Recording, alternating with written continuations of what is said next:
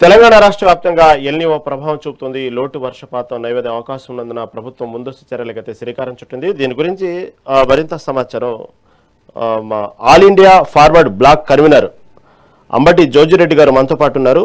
మరింత సమాచారం తెలుసుకుందాం. జోజిరెడ్డి గారు నమస్తే అండి. నమస్కారం అండి. జోజిరెడ్డి గారు, ఎల్నినో ప్రభావంతో ఇటు చూస్తే తెలంగాణ రాష్ట్ర వ్యాప్తంగా ఇప్పటికే వర్షం కోసం ఎదురు చూస్తున్నారు. ఇప్పటికే పంటలు ఎండిపోయే పరిస్థితుంది. కావాల్సినంత వర్షపాతం అయితే నమోదు అవ్వలేదు. అయితే దీని గురించి ప్రభుత్వం ముందస్తు చర్యలు చేపడుతూనే 3 దశల కంటింజెన్సీ ప్లాన్ 2026 రూపొందించింది అంటున్నారు. వాస్తవంగా అసలు ఈ 3 దశల కంటింజెన్సీ అంటే ఏంది, ప్రభుత్వం తీసుకున్నట్టు వాటికి కొంచెం వివరంగా చెప్పగలుగుతారా? మెగా 9 టీవీ ప్రేక్షకులకు అదేవిధంగా మీకు అందరు కూడా నమస్కారం అండి. ఈ రోజు ఎల్నినో ఎఫెక్ట్ అనేది చాలా భయంకరంగా ఉంది. వాస్తవంగా జూన్, జూలై ఇప్పటి వరకు కూడా సరి అయిన వర్షం లేక ఇత్తనాలన్నీ కూడా మొలకెత్తి మాడిపోయిన పరిస్థితులు, అదేవిధంగా కొంతమంది ఆరుతల పంటలు మొక్కజొన్న కానీ అట్లాంటివి పెట్టుకున్నా కూడా నీళ్లు లేని పరిస్థితి, అసలు వర్షాభావాన్ని లేక వర్షాభావంతో చాలా నష్టపోయిన పరిస్థితులు అయితే ముఖ్యంగా కరీంనగర్ జిల్లాలో కనపడుతుంది. అదేవిధంగా ఎక్కడ కూడా కుంటలలో కూడా నీళ్లు లేని పరిస్థితి, అదేవిధంగా ఇటు కాళేశ్వరం ప్రాజెక్టు ఉన్నా కూడా అది పనికిరాని పరిస్థితుల్లో ఉంది. ఇక్కడ మిడ్ మానేర్ అని మానేర్ అని చెప్పేసి అన్ని ఉన్నా కూడా అక్కడ కూడా రిజర్వ్ వాటర్ కంటే కూడా తక్కువ ఉన్న పరిస్థితులు మనం చూస్తున్నాం సార్. ఈ రోజు రైతాంగం మాత్రం పూర్తిగా నష్టపోతున్నది. ఎందుకంటే ఎవరైనా ఒక 10 ఎకరాలు పెట్టుకున్న రైతు బావిలో నీళ్లు, బోర్లో నీళ్లు పెట్టుకుందాం అనుకున్న రైతు కూడా ఇలా గ్రౌండ్ వాటర్ లెవెల్ తగ్గిపోయి పూర్తిగా నష్టపోయిన పరిస్థితి మనం గమనించవచ్చు. అంతేకాకుండా ఇవాళ మీరు పూర్తిగా గమనించినట్టయితే ఆ రైతు 1 ఎకరం 2 ఎకరాలన్నా పారించుకుందామని వరి పొలం కానీ మొక్కజొన్న కానీ పెట్టుకుంటే ఫర్టిలైజర్ వచ్చేసి ఒక బ్యాగ్ 50 కిలోల బ్యాగ్ కి 2020 అట్లాంటి వాటికి 500 రూపాయలు పెరిగిపోయిన కేంద్ర ప్రభుత్వం 500 రూపాయలు రేటు పెంచింది. అదేవిధంగా డిఏపి అనేది ఫస్ట్ పంట పెట్టంగానే ఇమీడియట్ గా వాడుకునే డిఏపి ఇలా 1380 రూపాయలు ఉంటాయి. ఇలా 1800 పెట్టినా కూడా దొరకని పరిస్థితి. ఈ విధంగా రైతాంగంతో ప్రభుత్వాలు 2 కేంద్ర రాష్ట్ర ప్రభుత్వాలు ఆడుకుంటున్నాయి. రైతాంగానికి 26, 27లో కూడా 27వ సంవత్సరంలో కూడా ఎల్నినో ఎఫెక్ట్ ఉంటుంది అని చెప్పేసి పూర్తి కరెక్ట్ సమాచారం ఇవ్వలేని పరిస్థితుల్లో ఇలా ప్రభుత్వాలు ఉన్నాయి. అంతేకాకుండా మేము ఒకటి కోరుతున్నాం, ఒక రైతుల పక్షాన కావచ్చు ఏదైనా కానీ, ఇవాళ సబ్సిడీస్ ఎన్ని ఇస్తున్నారు కదా, ఉన్న వాటర్ ని సద్వినియోగం చేసుకోవాలా. బోర్ వాటర్ అంటే కనీసం స్ప్రింక్లర్లు 90% సబ్సిడీస్ లో ప్రతి రైతుకి అందించినట్టయితే కాలువల ద్వారా పారించుకుంటే నీళ్లు వేస్ట్ అవుతాయి. కాబట్టి ఆ స్ప్రింక్లర్స్ అన్నా సప్లై చేయాలి ఇమీడియట్ గా. అది 90% సబ్సిడీలో కేంద్ర రాష్ట్ర ప్రభుత్వాలు రైతులకు అందించాలని చెప్పేసి కూడా మేము డిమాండ్ చేస్తున్నాం. అంతేకాకుండా ఇప్పుడున్న పరిస్థితుల్లో ఇప్పుడు తినటానికి బియ్యం ఉండొచ్చు, ఎందుకంటే పోయిన పంట మంచిగా పండింది కాబట్టి ఆ క్రాప్ ఈ 1-2 పంటల మందం తింటారేమో, కానీ 27వ సంవత్సరంలో మాత్రం ఖచ్చితంగా బియ్యం దొరకని పరిస్థితులు వస్తాయి. ఆ ప్రభుత్వాలు ఇప్పుడు కనుక చర్యలు చేపట్టకపోతే మాత్రం చాలా నష్టాలు ఎదుర్కొనే పరిస్థితి. అదేవిధంగా రైతు ఆత్మహత్యలు పెరిగే పరిస్థితి. ఎందుకంటే ఒక్కొక్క రైతు ఇప్పుడు దున్నుకొని అదేవిధంగా విత్తనాలు పెట్టి నష్టపోయి ఒక్కొక్కరు ఎకరానికి 20,000, 25,000 రూపాయలు పెట్టుబడి పెట్టి నష్టపోయిన పరిస్థితి మనం చూడొచ్చు. అదేవిధంగా బ్యాంకర్స్ కూడా లోన్లు ఇచ్చి క్రాప్ లోన్లు ఇచ్చేసి అది కూడా వాళ్ళు డిమాండ్ చేయడమో ఏదో జరుగుతుంటది. కాబట్టి అవన్నీ ప్రభావం రైతు మీద అదేవిధంగా సామాన్య ప్రజల మీద కూడా పడే అవకాశాలు ఉన్నాయి. ఖచ్చితంగా ఈ ఎల్నినో ఎఫెక్ట్ మాత్రం ప్రతిదీ రేటు పెరుగుతుంది. అటు పెట్రోల్, డీజిల్, అదేవిధంగా సూపర్ మార్కెట్ పోతే 100 రూపాయలు అయ్యే సూపర్ మార్కెట్ లో ఇలా 150 రూపాయలు పెట్టే పరిస్థితి వచ్చింది. అంటే మనం గమనించవచ్చు ఇలా రైతాంగం చేయబట్టి ఎంతమందికి నష్టమవుతుందో. రైతులు అనేవాడు లేకపోతే ఏ పరిస్థితులు ఎదుర్కొంటారో 27వ సంవత్సరంలో క్లియర్ గా ప్రజలందరికీ తెలియబోతుంది. ప్రభుత్వాలకు కూడా బుద్ధి చెప్పే రోజులు వస్తున్నాయి. ఎందుకంటే ప్రభుత్వం ఎక్కడ కూడా రైతుల్ని పట్టించుకునే పాపాన పోవట్లేదు. ఈ ఎల్నినో ఎఫెక్ట్ ఇట్నే కంటిన్యూ అయితే మాత్రం ఒకవేళ కొద్ది గొప్ప పంటలు పండాలంటే ఆ స్ప్రింక్లర్స్ కానీ డ్రిప్ ఇరిగేషన్ కానీ అన్ని కూడా 90% సబ్సిడీలో కనీసం సప్లై చేసినట్టయితే దాన్ని వాడుకొని కొంత పంటలు పడితే పేద ప్రజలకు కావచ్చు, అదేవిధంగా మిడిల్ పీపుల్ కి ఏదైతే మధ్యవర్తి ప్రజలు ఉన్నారో వాళ్ళందరూ కూడా కొద్ది గొప్ప ఫుడ్ దొరికే అవకాశం ఉంటుంది. అదర్వైజ్ మాత్రం చాలా. ఓకే జోజిరెడ్డి గారు, ఓకే జోజిరెడ్డి, మళ్ళీ మీ దగ్గరకు వస్తాను. మనతో పాటు సిపిఎం నేత వాసుదేవరెడ్డి గారు ఉన్నారు. వాసుదేవరెడ్డి గారు నమస్తే అండి. నమస్కారం సార్. వాసుదేవరెడ్డి గారు, వాస్తవంగా ఎల్నినో ప్రభావం ఉన్న విషయం దాదాపుగా అన్ని రాష్ట్రాల్లో, కేవలం తెలంగాణ ఆంధ్రప్రదేశ్లోనే కాదు దేశవ్యాప్తంగా ఇదొక వార్త ఎప్పటి నుంచి దాదాపు 6 నెలల ముందు నుంచే ఉంది. ఇంత 6 నెలల ముందు నుంచే దీనికి సంబంధించినటువంటి ఎల్నిమో గురించి ఎన్ని హెచ్చరికలు, ఇటు పక్క వాతావరణ శాఖకు సంబంధించిన హెచ్చరికలు కానివ్వండి, అనేక సోషల్ మీడియా హెచ్చరికలు, ఇన్ని విధాలుగా ప్రభుత్వం హెచ్చరిస్తున్నప్పటికీ కూడా, ఈ వాతావరణ శాఖకు సంబంధించిన హెచ్చరికలు వస్తున్నప్పటికీ కూడా తెలంగాణ ప్రభుత్వం అసలు ఎందుకు దీని గురించి పట్టించుకోలేదు? ఎల్నిమో ప్రభావం వచ్చి చివరికి ఎల్నిమో ప్రభావంలో రైతులు ఏం చేయాలని దిక్కుతోచని పరిస్థితులు ఉన్నప్పుడు మాత్రమే ఇప్పటికిప్పుడు దీనికి సంబంధించినటువంటి ప్రత్యామ్నాయ మార్గాలని సలహాలు ఇవ్వడం కానివ్వండి, దీనికి సంబంధించిన కాంటింజెన్సీ అని 2026 రూపొందించామని చెప్పడం కానివ్వండి, ఎక్కడ పొరపాటు జరిగింది? నిజంగానే 6 నెలల ముందు నుంచి హెచ్చరించినప్పుడు కూడా ప్రభుత్వం ఇంత తారసించడానికి కారణం ఏంటి? ముందుగా మెగానైన్ వీక్షకులు నమస్కారం. రాష్ట్ర ప్రభుత్వము యుద్ధ ప్రాతిపదికన చర్యలు చేపట్టాల్సింది పోగా ప్రేక్షక పాత్ర వహిస్తున్నదని స్పష్టంగా అనిపిస్తున్నది. ఒకటి, సుమారు 2 నెలలుగా ఖరీఫ్ ప్రారంభమైంది. తొలకరి జల్లులు మాత్రమే కురిసినాయి. తద్వారా రైతులు ఆశతోని పత్తి కావచ్చు, ఇతర పంటలు కూడా వేసుకున్నారు. కొంతమంది బావుల కింద నాట్లు కూడా వేసుకున్నారు. ఇప్పుడు మొత్తం పంటలు ఎండిపోయే పరిస్థితి వచ్చేసింది. దీనికి ఇంతకుముందే ఎల్నినో ప్రభావం ఉంటుంది, దేశవ్యాప్తంగా ఉంటుంది, అందులో భాగం మన రాష్ట్రంలో ఉంటుందని చెప్పి తెలిసినప్పటికీ కూడా వ్యవసాయ శాఖ ముందస్తు ప్రణాళిక లేకుండా, దూపైనప్పుడే బాయిలు ఉన్నట్టుగా, చేతులు గాళ్ళంక ఆకులు పట్టుకున్నట్టుగా, ఏ సమాచారం లేకుండా, రైతాంగానికి ఎలాంటి హెచ్చరికలు లేకుండా, ఎలాంటి సూచనలు లేకుండా, ఎలాంటి ముందు జాగ్రత్త చర్యలు చెప్పకుండా రైతాంగాన్ని నష్టపోయే, ప్రజానికాన్ని నష్టపోయే, ప్రజలు ఒకవైపు సాగునీరు కావచ్చు, ఒకవైపు తాగునీరు కూడా ఇబ్బంది వస్తుంది. అనేక బోర్లు ఎండిపోయినటువంటి పరిస్థితి కూడా ఈ రాష్ట్రంలో ఉంది. అక్కడ తాగడానికి కటకట ఉంది అనుకున్న సందర్భంలో ఇప్పుడు బావుల కింద వేసినటువంటి రైతులు, వరి నాట్లు వేసినటువంటి రైతులు కొద్దో గొప్ప నీళ్లు వస్తున్న సందర్భంలో, బావుల నుంచి తోడుకున్న సందర్భంలో కరెంటు సమస్య విపరీతంగా ఉంది. ఎప్పుడు కట్ చేస్తారో, ఎప్పుడు కరెంట్ ఇస్తారో తెలియని పరిస్థితి ఉంది.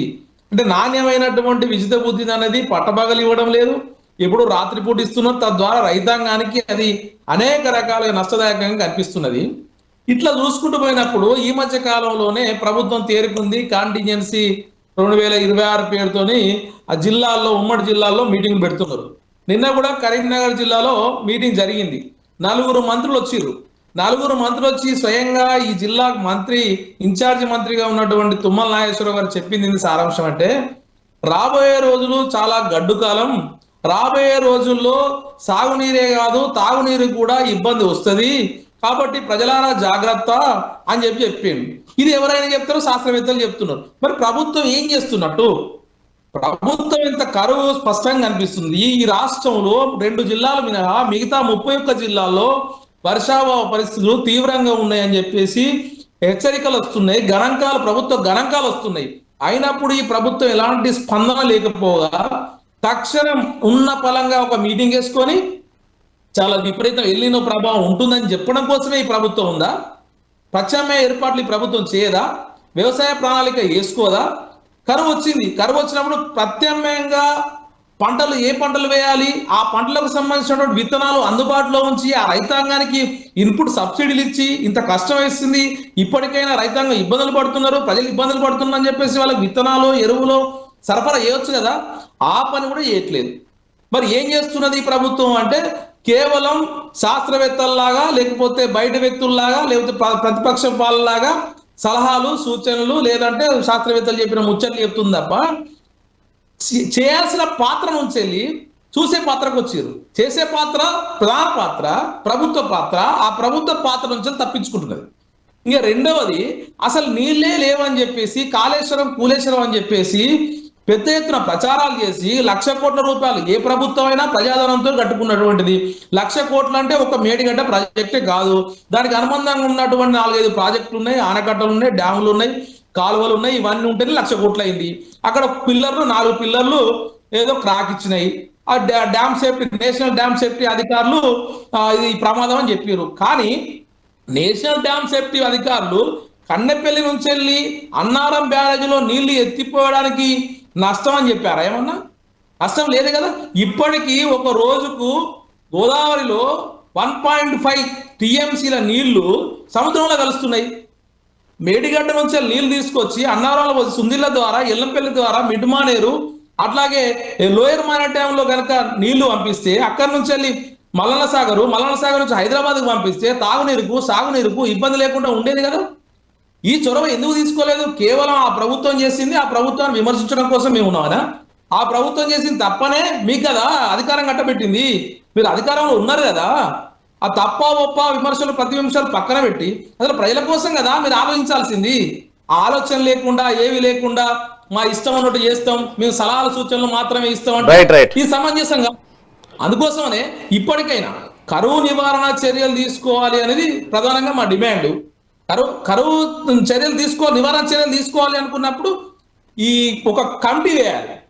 రాష్ట్ర వ్యాప్తంగా ఏ పరిస్థితుల్లో ఉన్నాయని చెప్పేసి ఒక కమిటీ వేస్తే ఆ కమిటీ ద్వారా ఏ సాయం చేయవచ్చు, ఏ ప్రత్యామ్నాయం చూడొచ్చు అనేది కూడా రైట్. అదే విషయాన్ని వాసుదేవరెడ్డి గారు అదే విషయం అడుగుదాం. మనతో పాటు కాంగ్రెస్ నేత ఉన్నారు కాబట్టి, అరేపల్లి మోహన్ గారు ఉన్నారు కాబట్టి అన్నాడు లేరా? రైట్, వాసుదేవరెడ్డి గారు సరే కంటిన్యూ చేయండి. ఇప్పుడు మనం ఏమంటున్నాం సార్, ఇది ఈ 1,00,000 కోట్లు అయినాయా, 2 లక్షల కోట్లు అయినాయా, ఎన్ని డబ్బు ఎంత దుర్వినియోగమైంది, అవినీతి ఎంత అయింది అన్నది ఇక్కడ ప్రశ్న కాదు సార్. ఇక్కడ కావాల్సింది రైతాంగానికి, ప్రజలకు తాగడానికి, సాగుకు నీరు కావాలి. ఆ నీరు సౌలభ్యం అక్కడ ఉంది.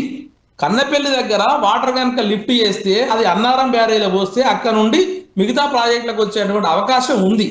దాని నుంచి ప్రభుత్వం మీరు చెప్పింది వాసుదేవరెడ్డి గారు మంచి మాట మీరు అడిగింది. మనతో పాటు మన జోజిరెడ్డి గారు ఉన్నారు, ఆయన అడుగుదాం. జోజిరెడ్డి గారు, ప్రస్తుతం సరే ప్రభుత్వం ముందస్తుగా చర్యలు తీసుకోలేదు, ప్రభుత్వం నిద్రపోతా ఉంది. సరే ఇవన్నీ ఇప్పుడు ప్రత్యామ్నాయ మార్గాలు వెతుకోవాలి. ప్రభుత్వం మీద ఎంతసేపటి మనం నెప్పనేసినప్పటికీ కూడా ఉపయోగం లేదు. ఇటు పక్క ఎల్నిమో ప్రభావంతో రైతులు బాధపడుతున్నారు. మీరు ఇందాక చెప్పినట్టు కేవలం ఒక రైతు బాధపడితే చైన్ లింక్ గా మొత్తం సమాజంలో ప్రతి రంగం మీద ఏ విధంగా ప్రభావం చూపిద్దో అది వాస్తవం. ఇప్పటికే ఆ ప్రభావం కనబడతా ఉంది. ఇంకా ముందు భయంకరంగా ఉండే పరిస్థితులు ఉన్నాయి. దేవుడి వల్ల ఈ నెలలో కానీ వచ్చే నెలలో కానీ వర్షాలు పడితే కానీ పరిస్థితులు కొంచెం మార్పులు వస్తాయి. ఇక లేకపోతే మీరు చెప్పినట్టు 2027లో ఆహార కొరత ఏర్పడే ప్రమాదం ఉంది. సరే ఈ సమయంలో ప్రత్యామ్నాయ మార్గాలు ఏంది, రైతులకు మీరు ఇచ్చే సలహా ఏంది, ఎటువంటి పంటలు వేసుకోవాలి, ఈ మార్గంలో వెళ్దాం. ఇంకా ప్రభుత్వాన్ని ఎంతసేపు మనం విమర్శించిన ఉపయోగం లేదు కాబట్టి ఏమంటారు జోజిరెడ్డి గారు?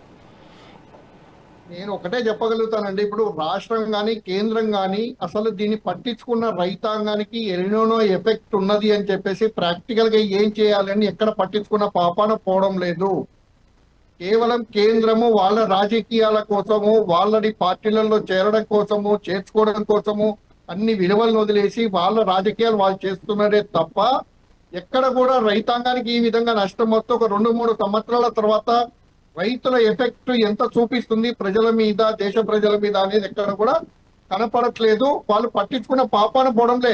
ఇంతకుముందు వాసుదేవరెడ్డి గారు చెప్పినట్టుగా కేవలం ఒకరి మీద ఒకరు అబండాలు వేసుకుంటూ పోతున్నారు.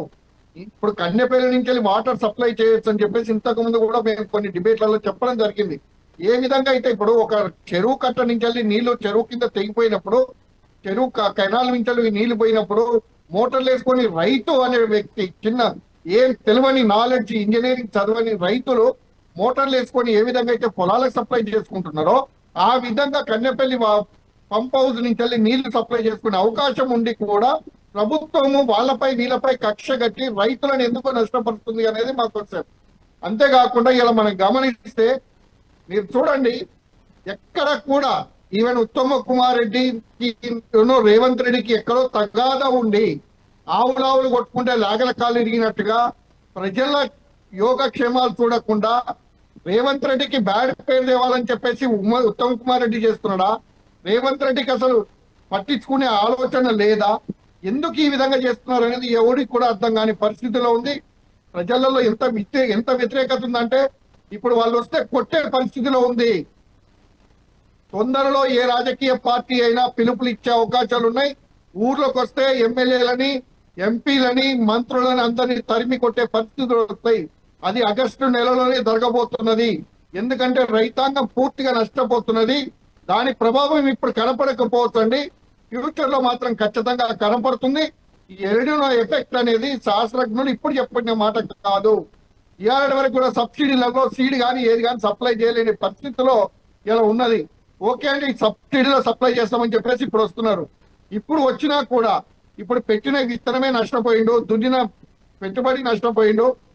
ఇప్పుడు ఇచ్చిన నువ్వు 6,000 ఎంతో ఇచ్చినావు ఎకరానికి, 25,000 రూపాయలు ఆల్రెడీ పెట్టుబడి పెట్టున్నాడు రైతు. వాళ్ళ పరిస్థితి ఏంటి? ఏం చేయదలుచుకున్నావు? ఫ్రీ చేయదలుచుకున్నావా? పట్లయితే రేట్ చూస్తే పట్లయితే దొరకట్లేదు, డబుల్ రేట్లు అయి కూర్చున్నాయి. నీళ్లు ఆ ఇత్తనం మొలవాలన్నా వీళ్ళు పెట్టమన్నా పెసర్లు కావచ్చు, లేకపోతే మొక్కజొన్న కావచ్చు, ఏదైనా ధాన్యాలు కావచ్చు, దానికి కూడా నీళ్ళే కావాలి. ఆ నీళ్లు లేని ఎక్కడి నుంచి తెస్తారు? మేము అడుగుతుంది ఒక్కటేనండి, కన్నెపల్లి అవకాశం ఉంటే నీళ్లు తోడండి. నాకు డౌట్ ఏంటంటే ఉత్తమ్ కుమార్ రెడ్డి రేవంత్ రెడ్డి మధ్యలో రాజకీయం తోటి ఈ బీఆర్ఎస్ వాళ్ళు ఉత్తమ్ కుమార్ రెడ్డికి ఏదో చెప్పి ఈ పంప్ హౌస్ నడవకుండా చేస్తున్నాడా ఏంది అనేది వాళ్ళు ఇంటర్నల్ గా జరుగుతుంది అనేది కూడా ప్రజలకు చెప్పాల్సిన అవసరం ఉన్నది. కన్నెపల్లిలో పంప్ హౌస్ లో కరెంట్ బిల్లు కట్టగా నడవట్లేదా చూడాల్సిన అవసరం ఉన్నది. ఇవన్నీ కూడా మనం గమనించాలా. రైతాంగాన్ని నష్టపరిస్తే మాత్రం కేంద్ర ప్రభుత్వం కానీ రాష్ట్ర ప్రభుత్వానికి కానీ ఊర్లు తరిమి కొట్టే పరిస్థితులు వస్తాయి. రైట్. ఓకేనండి. ఎల్లువ మీద చక్కటి విశ్లేషణ అందించినందుకు జోజిరెడ్డి గారికి, అదేవిధంగా వాసుదేవరెడ్డి గారికి ధన్యవాదాలు తెలియజేసుకుంటూ, ఇది ఓవరాల్గా ఎల్లువ ప్రభావం వల్ల తెలంగాణ రాష్ట్ర వ్యాప్తంగా ప్రస్తుతం ఎదుర్కొంటున్నటువంటి పరిస్థితులు, అదేవిధంగా భవిష్యత్తులో కూడా ఎల్లువ ప్రభావం వల్ల రైతులకు నష్టం లేకుండా వాళ్ళు ధైర్యం నింపే విధంగా ప్రభుత్వం కూడా అనేక చర్యలు తీసుకోవాలని మెగా నైన్ టీవీ తరఫున కోరుకుంటూ, రైట్, ఇది ఇప్పుడు ఉన్న update. Keep watching mega nine TV.